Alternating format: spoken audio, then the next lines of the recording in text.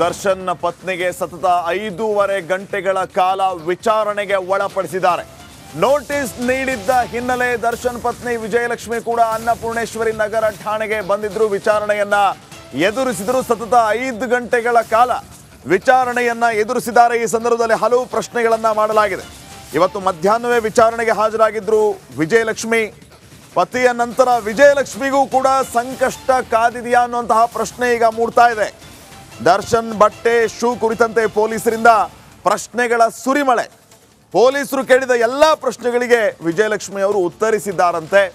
ಸದ್ಯಕ್ಕೆ ನಡೀತಾ ಇರುವಂತಹ ಬೆಳವಣಿಗೆಯನ್ನ ಗಮನಿಸಿದ್ರೆ ಪತಿ ದರ್ಶನ್ ನಂತರ ಪತ್ನಿ ವಿಜಯಲಕ್ಷ್ಮಿಗೂ ಕೂಡ ಸಂಕಷ್ಟ ಕಾದಿದೆಯಾ ಅನ್ನುವಂತಹ ಪ್ರಶ್ನೆ. ಗಂಡನನ್ನ ಆಚೆ ತರಬೇಕು ಅಂತ ಹೇಳಿ ಬಹಳ ಪ್ರಯತ್ನಗಳನ್ನ ಮಾಡ್ತಾ ಇರೋದು. ವಕೀಲರನ್ನು ಕೂಡ ನೇಮಿಸಿರೋದು. ಅದರ ಮಧ್ಯೆ ಸ್ವತಃ ವಿಜಯಲಕ್ಷ್ಮಿಗೆ ಈಗ ನೋಟಿಸ್ ನೀಡಿ ವಿಚಾರಣೆಗೆ ಪೊಲೀಸರು ಕರೆದಿದ್ರು.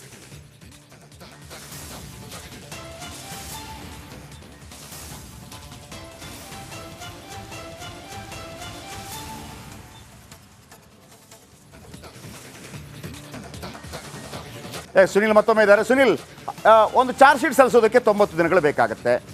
ಒಂದು ಈಗ ದರ್ಶನ ಅಭಿಮಾನಿಗಳಿಗೆ ಒಂದಿರ್ಬೋದು, ಇವತ್ತೆಲ್ಲ ನಾಳೆ ಬಂದೇ ಬರ್ತಾರೆ ಅಂತೇಳಿ.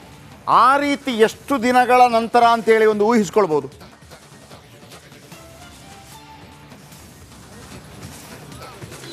ಎಸ್ ಜಯಪ್ರಕಾಶ್, ಸದ್ಯಕ್ಕಿರೋ ಒಂದು ಮಾಹಿತಿ ಪ್ರಕಾರ ಕಡಿಮೆ ಅಂದರೂ 6 ರಿಂದ 8 ತಿಂಗಳುಗಳ ಕಾಲ ದರ್ಶನ್ ಸೇರಿದಂತೆ ಆರೋಪಿಗಳಿಗೆ ಜಾಮೀನು ಸಿಗುವಂಥ ಸಾಧ್ಯತೆಗಳು ಇಲ್ಲ ಅಂತ ಹೇಳಲಾಗ್ತಿದೆ. ಸಾಮಾನ್ಯವಾಗಿ ನಾರ್ಮಲ್ ಆಗಿರುವಂಥ ಕೇಸುಗಳಲ್ಲಿ ಒಂದೊಂದು ಸಲ 3 ತಿಂಗಳು 4 ತಿಂಗಳು ಕೆಲವೊಮ್ಮೆ 6 ತಿಂಗಳುಗಳ ಕಾಲಾವಕಾಶ ಕೂಡ ಇರುತ್ತೆ. ಆ್ಯಂಡ್ ಈ ಹೈ ಪ್ರೊಫೈಲ್ ಕೇಸುಗಳಂತ ಬಂದಂಥ ಟೈಮ್ನಲ್ಲಿ ಯೂಶುವಲ್ ಆಗಿ ನಾವು ಈ ಹಿಂದೆ ನೋಡಿರುವಂಥ ಘಟನೆಗಳನ್ನು ನೋಡಿದರೆ ನ್ಯಾಯಾಧೀಶರು ಜಾಮೀನು ಕೊಡೋದಕ್ಕೆ ಸ್ವಲ್ಪ ಹಿಂದೆ ಮುಂದೆ ನೋಡ್ತಾರೆ. ಯಾಕೆ ಅಂತ ಹೇಳಿದರೆ ಇವರೆಲ್ಲರೂ ಕೂಡ ಪ್ರಭಾವಿಗಳಿರ್ತಾರೆ. ನಾಳೆ ದಿನ ಹೊರಗಡೆ ಹೋದರೆ ಮತ್ತೆ ಇನ್ನೇನಾದರೂ ಈ ಸಾಕ್ಷ್ಯನಾಶ ಮಾಡುವಂಥದ್ದು ಅಥವಾ ಸಾಕ್ಷಿಗಳ ಮೇಲೆ ಪ್ರಭಾವ ಬೀರುವಂಥದ್ದು ಈ ಥರದ್ದು ಯಾವ್ದಾದ್ರು ಆಗ್ಬೋದು ಅನ್ನೋ ಕಾರಣಕ್ಕೋಸ್ಕರ ಜಾಮೀನನ್ನು ಕೊಡೋದಕ್ಕೆ ನಿರಾಕರಿಸ್ತಾರೆ. ಆ ಒಂದು ಹಿನ್ನೆಲೆಯಲ್ಲಿ ಮತ್ತು ಈ ಹಿಂದೆ ನಡೆದಿರುವಂತಹ ಎಲ್ಲ ಒಂದು ಹೈ ಪ್ರೊಫೈಲ್ ಕೇಸುಗಳ ರೀತಿಯನ್ನು ನೋಡಿದರೆ ಕಡಿಮೆ ಅಂದರೂ 6 ರಿಂದ 8 ತಿಂಗಳ ಕಾಲ ಜಾಮೀನು ಸಿಗಲ್ಲ ಅಂತ ಅನಿಸ್ತಿದೆ. ಆ್ಯಂಡ್ ಜನರಿಗೊಂದು ಕುತೂಹಲ ಇರ್ಬೋದು, ಮತ್ತೊಂದು ಪ್ರಶ್ನೆ ಕೂಡ ಇರ್ಬೋದು, ಯಾಕೆ ಯಾವ ಕಾರಣಕ್ಕೋಸ್ಕರ ಬೇರೆ ಕೇಸ್ಗಳಲ್ಲೆಲ್ಲಾದರೆ ಜಾಮೀನು ಸಿಗತ್ತಲ್ವಾ ಅಂತ ಹೇಳ್ಬಿಟ್ಟು. ಈ ಕೇಸ್ನ ಗಂಭೀರತೆ ಮತ್ತು ಇದನ್ನು ನಾಳೆ ದಿನ ನಡಿ ಈಗ ಶುರು ಮಾಡೋಣ.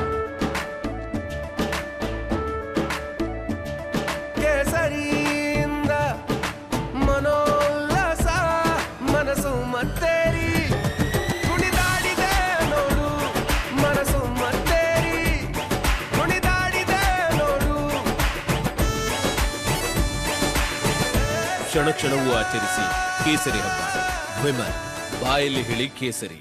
ತನಿಖಾಧಿಕಾರಿಗಳು ಕೋರ್ಟಿಗೆ ಪ್ರೂವ್ ಮಾಡುವಂಥ ಅಗತ್ಯ ಇರುವಂಥ ರೀತಿಗಳು ಇದೆಲ್ಲವನ್ನು ಕೂಡ ಮನಗೊಳ್ಳುವಂತಹ ಕೋರ್ಟು ಈ ಕೇಸಿಗೆ ಸಂಬಂಧಪಟ್ಟಂತೆ ಸಾಮಾನ್ಯವಾಗಿ ಅಷ್ಟು ಬೇಗ ಜಾಮೀನನ್ನು ಕೊಡುವಂಥ ಸಾಧ್ಯತೆಗಳು ಇಲ್ಲ. ಬಹಳ ಅದ್ಭುತವಾದಂಥ ಮಾಹಿತಿಗಳನ್ನು ಕೊಡ್ತಾ ಹೋದ್ರು. ಆಮೇಲೆ ಜನರಿಗೆ ಅರ್ಥವಾಗುವ ಹಾಗೆ ನಾವು ಕೂಡ ಹೇಳುವಂಥ ಪ್ರಯತ್ನವನ್ನು ಮಾಡಿದ್ವಿ.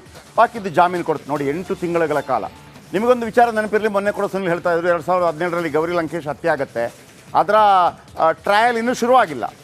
ಆದರೆ ಆ ಕೊಲೆ ಮಾಡಲ್ಪಟ್ಟವರು ಅಂತ ಹೇಳಲ್ಪಡುವ ಆರೋಪಿಗಳು, ನಾಟ್ ಅಪರಾಧಿ, ಒನ್ಸ್ ಅಗೈನ್ ಅಪರಾಧಿ ಅಲ್ಲ, ಆರೋಪಿಗಳು 2017ಕ್ಕೆ ಒಳಗೋಗಿದ್ದಾರೆ, ಜೈಲಲ್ಲಿದ್ದಾರೆ. ಇಲ್ಲಿ ತನಕ ಅವರಿಗೆ ಬೇಲ್ ಸಿಕ್ಕಿಲ್ಲ, ಜಾಮೀನು ಸಿಕ್ಕಿಲ್ಲ. ಅರ್ಥ ಮಾಡ್ಕೊಳ್ಳಿ, 7 ವರ್ಷಗಳಿಂದ ಇದ್ದಾರೆ, 7 ವರ್ಷಗಳಿಂದ.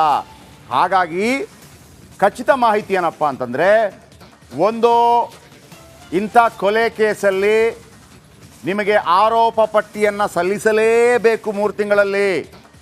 3 ತಿಂಗಳಲ್ಲಿ ಮುಗಿಬೇಕು ಎನ್ಕ್ವೈರಿ ಅಂದರೆ ಇವರ ತನಿಖೆ. ಅದಾದ ನಂತರ ಎಲ್ಲ ಕೆಲಸ ಕೋರ್ಟದ್ದು. ಆರೋಪ ಪಟ್ಟಿ ಅಂದರೆ ಚಾರ್ಜ್ ಶೀಟ್ ಇಂಗ್ಲೀಷಲ್ಲಿ 3 ತಿಂಗಳೊಳಗೆ ಮಾಡಬೇಕು. ಈ ಕೊಲೆ ಕೇಸಲ್ಲಿ 90 ಡೇಸ್ ಮಾತ್ರ ಕೊಡೋದು. ಆದರೆ 3 ತಿಂಗಳಾದ ನಂತರ ಕೂಡ 8 ತಿಂಗಳ ತನಕ ದರ್ಶನ್ ಮತ್ತು ಈ ಗ್ಯಾಂಗ್ ಹೊರಗೆ ಬರುವಂಥ ಸಾಧ್ಯತೆ ಇಲ್ಲ. ಇದು ಈ ಕ್ಷಣದ ಅತಿ ದೊಡ್ಡ ಅಪ್ಡೇಟ್.